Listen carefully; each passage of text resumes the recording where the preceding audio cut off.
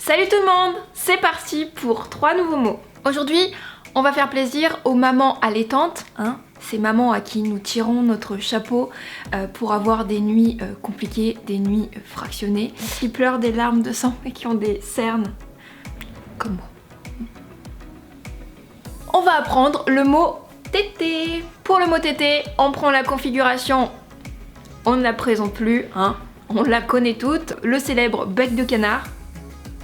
On vient placer le bec de canard sur le sein et on vient manger le sein. Et on fait bien ce mouvement-là, ouvert, fermé, sur le sein. Ou sur le téton si vous êtes des garçons. La bouche indique qu'on aspire. Ce qui donne la tétée. Deuxième mot, espèce de machin qu'on appelle la tétine, la tutute, la sucette, la susu, la tchouk, bref. Cette espèce de chose. C'est cette configuration là. On a l'index et le majeur posés sur le pouce. Et on a le reste des doigts repliés. Et on vient poser le bout des doigts sur la bouche. Sucette. Possibilité de montrer à l'enfant et de signer en même temps. L'enfant va associer la sucette au signe sucette.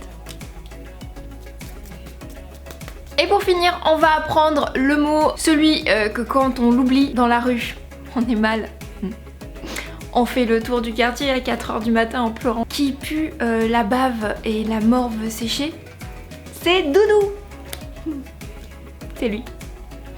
Pour Doudou, on vient prendre le bec de canard. Non, il n'y a pas que cette configuration en langue des signes, mais malheureusement, on tombe que sur celle-ci, nous. Assez souple, le bec de canard, on s'assouplit. Et on vient se positionner au niveau du cou. Voilà. Bec de canard, cou. Et on fait ce mouvement. On vient placer les doigts sous le menton et le pouce qui frotte. Doudou. Vous pouvez aussi vous l'ajuster à la maison à l'utilisation du doudou par votre enfant.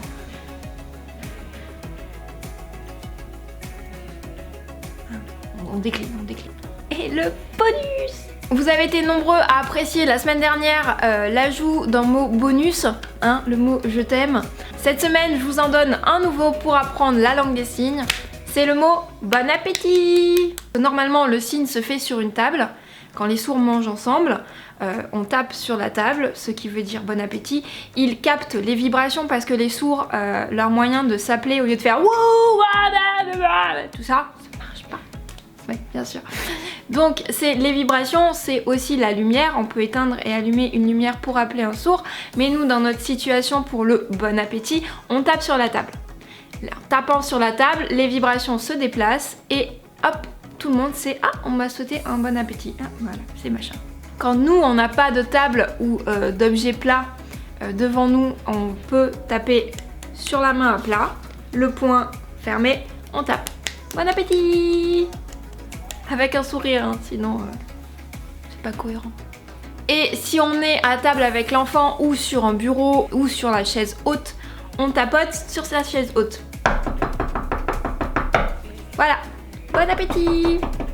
Toujours le sourire, même si c'est dégueulasse. Voilà, le cours est terminé. Je vous attends la semaine prochaine pour 3 nouveaux mots. Salut!